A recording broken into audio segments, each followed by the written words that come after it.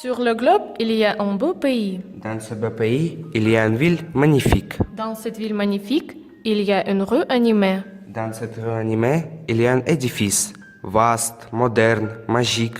C'est l'école numéro 40. C'est notre école à nous. Cette année, elle aura sa 29e anniversaire. 141 professeurs travaillent à l'école. 1559 élèves sont venus à l'école cette année. L'association des professeurs de la langue étrangère est la plus grande association à l'école. Elle comprend 24 personnes, les dirigeants et Gavrilenko Yulia Vladimirovna. Nos élèves apprennent de langues étrangères, le français et l'anglais. La langue française est enseignée par 7 professeurs. Les élèves prennent part aux concours, conférences, olympiades, jeux intellectuels, écrivent des travaux scientifiques. Ils gagnent souvent des concours. Le travail de notre école est hautement apprécié par les dirigeants de Vitebsk. On peut parler beaucoup de notre école parce que nous l'aimons bien. Que notre école soit toujours la meilleure. Vous voulez entrer? Soyez les bienvenus.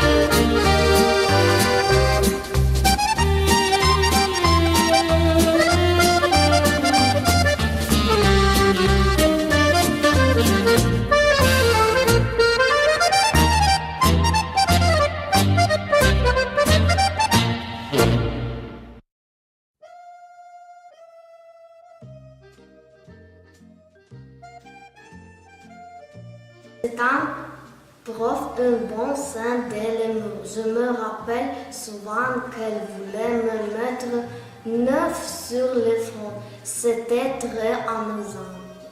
Son français est super. Je trouve qu'il parle français partout, à l'école et à la maison. Et ce n'est pas important que son mari ne la comprenne pas. C'est une personne bonne et sensible. Ne soyez pas en retard à la leçon pour ne pas inventer de nouvelles excuses chaque fois. Elle voit que nous baillons. Elle prend d'inviter nos parents à l'école. C'est-à-dire qu'il faut bien dormir avant le français. Ton prof de français est bon. Si elle aperçoit un aide-mémoire, elle fait l'air qu'elle ne le remarque pas. Nous disons parfois que nous n'avons pas traduit le texte ou nous n'avons pas appris le verbe. Elle rit et dit « Oh mon Dieu, qu'est-ce que je dois faire avec vous ?» bonne et intéressante. Elle nous montre souvent quelque chose dans un notebook et raconte des histoires connues. Elle parle français follement joli, comme une vraie Française.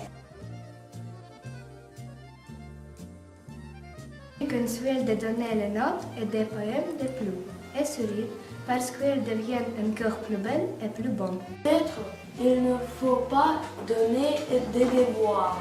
En effet, c'est drôlement bien quand on n'a pas de devoirs à faire. Je vais lui conseiller de donner plus de 10 et moins de 2. Je lui donne un conseil d'être si belle et si cool. Et pourriez-vous nous donner des petits cadeaux à la fin de leçon pour un bon travail? Je voudrais avoir plus de faveur aux leçons de la langue française. Je vais lui donner un conseil de mettre les chaussures sans talons une seule fois. Je voudrais lui souhaiter d'avoir des élèves studieux mieux que nous-mêmes. Vraiment dire, elle doit avoir de nerfs de fer pour supporter toutes nos plaisanteries. Soit c'est un congé pour une demi-année pour qu'elle se repose, ses élèves soient euphoriques.